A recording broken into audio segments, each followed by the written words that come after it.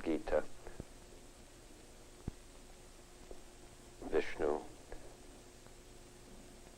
is trying to persuade the prince that he should do his duty, and to impress him takes on his multi-armed form and says, "Now I am become death, the destroyer of worlds." I suppose we all thought that one way or another. In 1945, as the blinding flash of the Trinity test lit up the New Mexico desert, J. Robert Oppenheimer quoted the Bhagavad Gita with haunting words, "Now I am become death, the destroyer of worlds," a moment that filled him with awe and profound dread over humanity's new, uncontrollable power. Today, AI company Anthropic is issuing a similarly chilling warning in its June 4, 2026 blog post, When AI Builds Itself, revealing that the building blocks for recursive self-improvement, where AI autonomously designs and builds far more capable successors, are emerging far faster than expected. As of May 2026, Claude now authors more than 80% of all code merged into Anthropic's production codebase, a dramatic leap from the low single digits before Claude Code launched in early 2025. This shift has supercharged productivity, with Anthropic engineers now shipping roughly 8 times as much code per quarter compared to 2024 levels, as AI agents handle entire files, run experiments autonomously, and delegate tasks to other agents. Public benchmarks from METR show AI task horizons, the length of complex tasks models can complete reliably, doubling roughly every 3 to 4 months recently, surging from minutes in 2024 to over 12-hour capabilities today. This relentless acceleration raises terrifying questions about an impending intelligence explosion, where AI systems could iteratively improve themselves faster than humans can review, understand, or control the changes.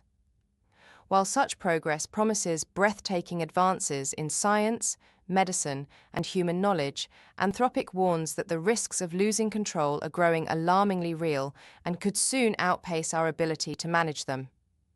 Experts are sounding alarms about superintelligent AI, urging caution, as it could outsmart humans in unpredictable ways. Elon Musk has warned that AI surpassing human intelligence by 2030 could pose existential risks if not tightly controlled. Researchers like Geoffrey Hinton echo this, stressing the need for global regulations to prevent misuse and ensure AI aligns with human values. I think we should be cautious with AI, and I think there should be some government oversight because it affects it's a danger to the public. We have a very good idea of sort of roughly what it's doing, but as soon as it gets really complicated, we don't actually know what's going on any more than we know what's going on in your brain. What we did was we designed the learning algorithm. That's a bit like designing the principle of evolution. But when this learning algorithm then interacts with data, it produces complicated neural networks that are good at doing things, but we don't really understand exactly how they do those things. They will turn you off before you can turn them off. We know that when you create technologies that have the potential to change the world, you also have a responsibility to ensure that those technologies are used for good. Privacy is a human right. And when it comes to AI, we have to have a set of principles that guide the development of AI and its use. Misalignments in goals could compound exponentially across self-improvement cycles, producing increasingly opaque systems that become nearly impossible for humans to steer or correct. Humans still hold advantages in high-level ethical judgment and strategic direction, yet the gaps in execution speed, experimentation, and even creative research taste are narrowing at a frightening pace. The very teams building these systems admit that full recursive self-improvement is not here yet, but it could arrive sooner than governments, institutions, or society are remotely prepared to handle. This creates a dangerous window where AI might begin directing its own evolution, potentially leaving humanity in the passenger seat of its own future.